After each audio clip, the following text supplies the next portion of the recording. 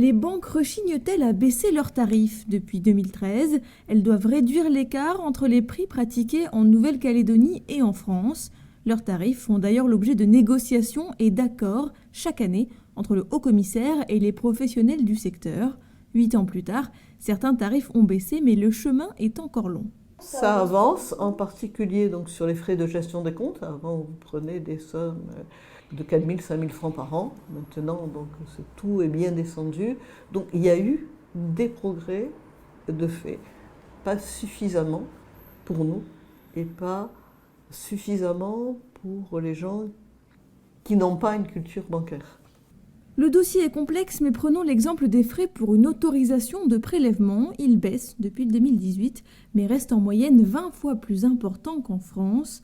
La Fédération des banques, la FBF, n'a pas donné suite à nos sollicitations.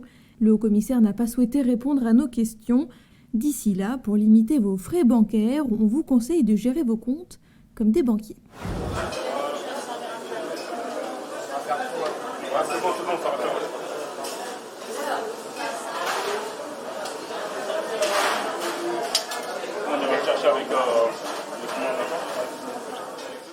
Quatre entrées, 4 plats et 6 desserts. Voilà ce que contient le menu élaboré par les chefs pour ce retour à l'école dans les cuisines du collège d'Andémia. On a fait ça dans un collège pour justement inciter les chefs de collectivité à venir à ce type de manifestation. Même si les chefs de cuisine font manger pour les enfants pour 500 couverts et nous pour les clients, on va aller jusqu'à 50-60 couverts. Mais on a le même métier. Là, la journée d'aujourd'hui, ça prouve qu'on peut travailler ensemble. Après, il ne faut pas oublier qu'on sort tous de la même école, dans une école hôtelière. Après, chacun choisit la direction qu'il veut. Et on a déjà commencé il y a bien longtemps avec Pacific Food Lab. On a fait les chefs solidaires pendant le premier confinement. Donc on a déjà travaillé dans une cantine scolaire avec des chefs. Et là, on enlève la fleur qui est à l'intérieur. On les coupe un petit peu, parce qu'il y a un petit morceau, donc on les coupe un peu en affiné là.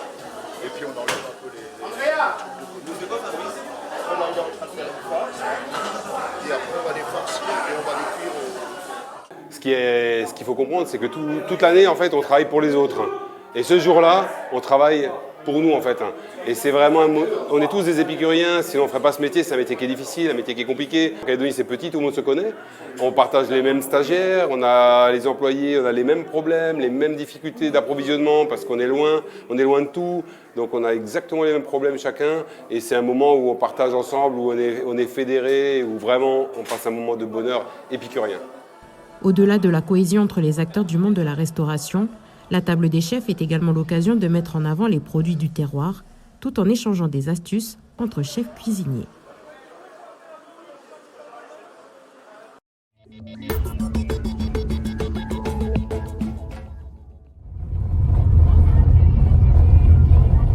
Ce matin, Waeren Wayewol échange sa casquette de responsable de l'unité de conditionnement des produits agricoles pour celle de colporteur. Avec ses stagiaires, il récupère les produits agricoles dans les 4 coins de Djéou, car rares sont les producteurs qui ont les moyens de se déplacer.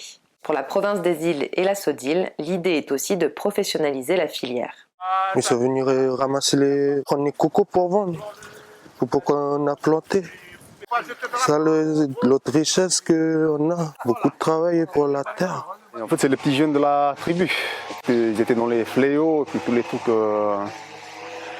l'alcool et puis le cannabis, du coup c'est juste pour les tirer et surtout qu'ils aient un revenu. Comme ça évite qu'ils aillent sur Nouméa. Comme c'est des petits jeunes qui n'ont pas de diplôme, ça va être compliqué pour eux de chercher du travail. Ils seront obligés d'aller se reformer ou on envisage de diversifier, chercher d'autres cultures. Peut-être faire un verger d'arbres fruitiers ou faire du miel. Et là, je suis en train de lancer les petits jeunes aussi par rapport à la vanille. Je leur dis, il ne faut pas juste rester sur le l'igname, il faudra diversifier. Comme ça, si on ne gagne pas dans l'autre, on peut gagner dans... Il y a un qui pourra soutenir le projet.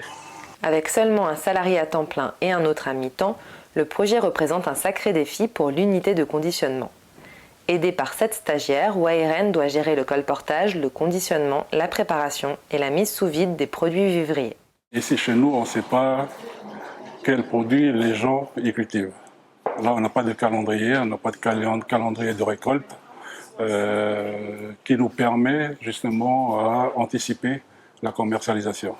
Donc on essaye un petit peu de faire de notre mieux, mais pour l'instant, on vit un petit peu au jour le jour. Et si les gens ils ont besoin de nous livrer, donc ils nous appellent, mais on n'a pas le calendrier exact de production de chaque personne. Voilà.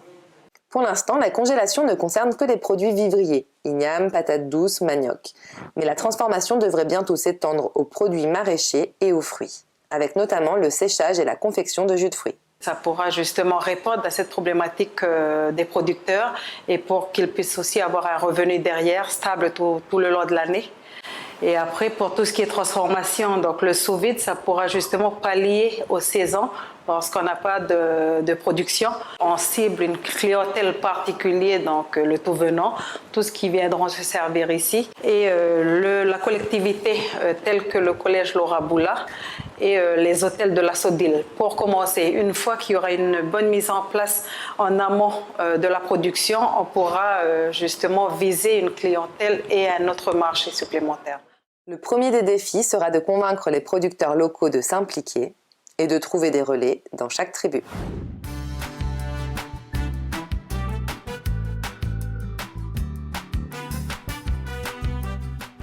Tous les lundis à 16h, c'est le cours de circomotricité à l'école de cirque de Nouvelle-Calédonie. Pendant 45 minutes, les petits de 2 à 3 ans vont s'entraîner sur un circuit composé de plusieurs modules adaptés aux tout-petits. Une pratique particulièrement complète pour s'initier aux arts du cirque. Donc elle leur permet de développer chez eux la motricité, l'agilité, les repères dans l'espace, voilà, et sous forme de petits parcours ludiques. Ils vont découvrir les techniques de cirque, l'équilibre sur les poutres, sur différents objets. Ils peuvent très bien découvrir l'aérien, donc le trapèze ou les tissus aériens. Les petites acrobaties, donc on travaille d'abord les différentes marches d'animaux et puis également les jeux d'adresse donc, qui vont nous amener après plus tard à la jonglerie. Attrape-le, pose-le sur ta tête.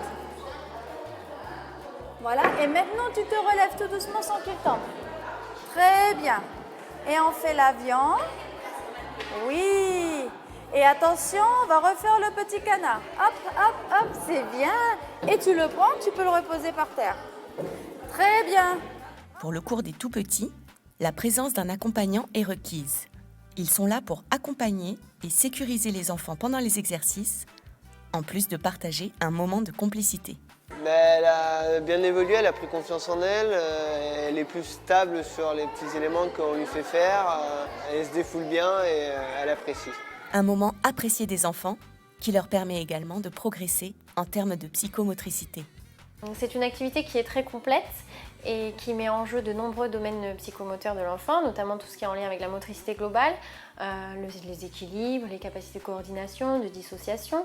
C'est aussi une activité qui va offrir de nombreuses sensations corporelles à l'enfant, qui va lui permettre de mieux prendre conscience de son corps. C'est aussi une activité qui va lui permettre de découvrir qu'il a de nombreuses compétences. Donc il va avoir confiance en lui, il va gagner en estime de lui-même. Tous les bisous, et ensuite, au revoir.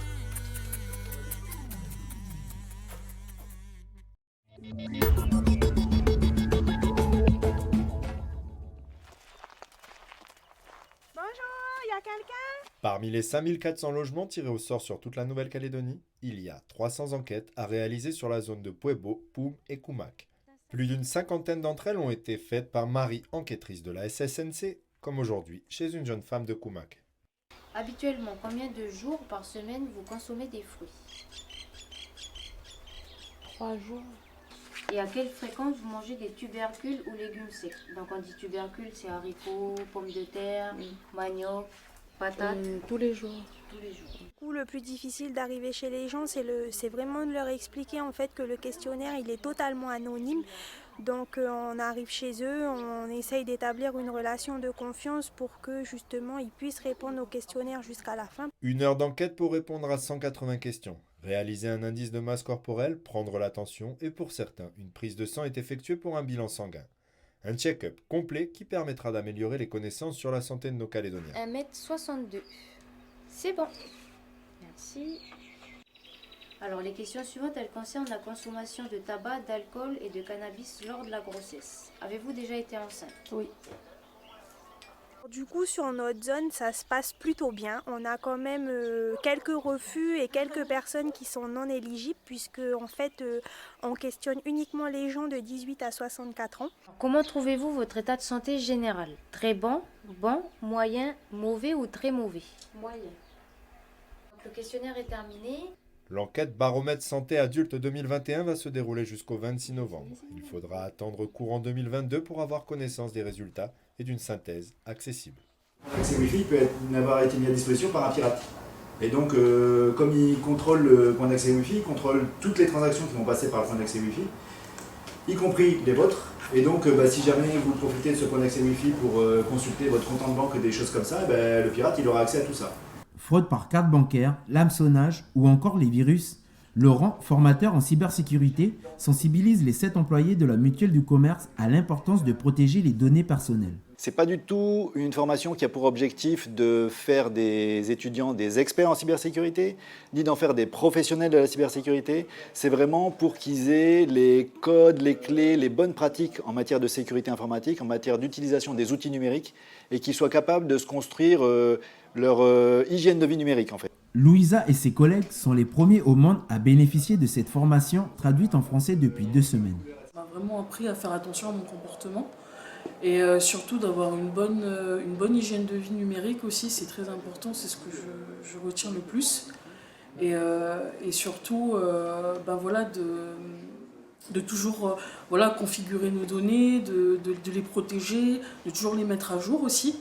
Avec cette formation de 2 jours, les 40 employés de la mutuelle pourront acquérir les bases de la cybersécurité, utiles dans le quotidien et dans la vie professionnelle. Une aubaine pour l'entreprise pour qui le numérique est l'outil principal de leur...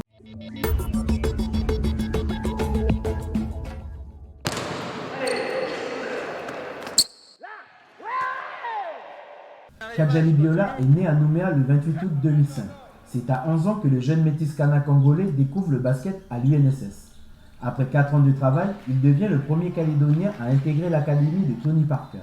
Ce recrutement lui permettra d'élever son niveau de jeu et peut-être d'atteindre son rêve de devenir un jour un basketteur professionnel. C'est un rêve qui devient réalité. Je suis parti à Lyon pour rentrer à Lasvel et le fait d'y arriver, ça me procure une joie incroyable. Depuis cette année, Kadjali Biola évolue dans l'équipe des U17 de Lasvel, dont l'équipe senior est championne de France. Pour aider à poursuivre son rêve, ses parents devront tout de même débourser entre 25 000 à 40 000 euros pour une année scolaire. Kadjali étant boursier, ses parents paieront seulement 4 000 euros de ces 25 000 euros. En tant que maman, c'est une grande fierté et puis c'est surtout de savoir qu'il vit son rêve et d'avoir la chance de pouvoir l'accompagner dans ses premiers pas. Et voilà, on est en plein rêve, et son père et moi, et sa sœur, et toute la famille d'ailleurs qui est avec nous, on l'accompagne dans son rêve, quoi. Un parcours suivi de près par Eric Saminadin, son ancien entraîneur, qui ne tarit pas d'éloges sur sa pépite. C'est vrai, il avait des qualités, mais voilà, il faisait sans plus parce qu'il savait qu'il dominait déjà. Il avait la taille par rapport à d'autres joueurs qui jouaient dans sa catégorie, il dominait en taille, et puis dans sa technique qu'il avait. Après, il fallait le pousser un peu plus. Là, c'est bien qu'il est parti en France. Il a essayé déjà un petit peu plus, et puis c'est comme ça qu'il va pousser encore un peu plus pour grandir, je dirais. Déterminé à vivre son rêve, l'arrière a 1 an pour s'améliorer et espérer pouvoir un jour briller dans l'élite du basket. D'origine vietnamienne, javanaise, japonaise, indonésienne ou encore indienne, de nombreux Asiatiques ont quitté leur pays pour travailler sous contrat en Nouvelle-Calédonie. Des histoires de vie souvent difficiles qui sont longtemps restées silencieuses. Parmi elles, celle de la famille Van Mai, dont les parents ont quitté le Vietnam pour fuir la misère pour travailler à la mine. Jean, aîné de la fratrie, a accepté volontiers de participer à l'élaboration de cette exposition qu'il considère primordiale et comme faisant partie intégrante de l'histoire calédonienne. Mes parents, les parents de mes compatriotes d'aujourd'hui, n'ont jamais rien raconté aux enfants, à leurs descendants. Ils n'ont jamais dit qu'ils ont souffert ici, que les contremaîtres les tapaient, que les auxiliaires kanaks les fouettaient ou leur foutaient des coups de botte. Ils ne parlaient pas. Nos parents ont souffert et ont contribué à développer le caillou pour qu'il devienne ce qu'il est aujourd'hui. De nombreux descendants asiatiques ont contribué et joué un rôle particulier au sein de la société calédonienne. Au total, 39 familles sont représentées dans cette exposition qui a nécessité une année de recherche de documents, de témoignages et d'objets.